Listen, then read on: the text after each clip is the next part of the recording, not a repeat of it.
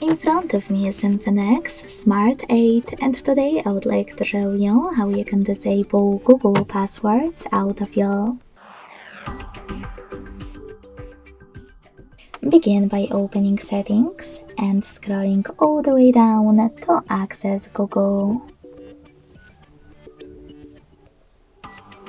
Then click on All Services, select Autofill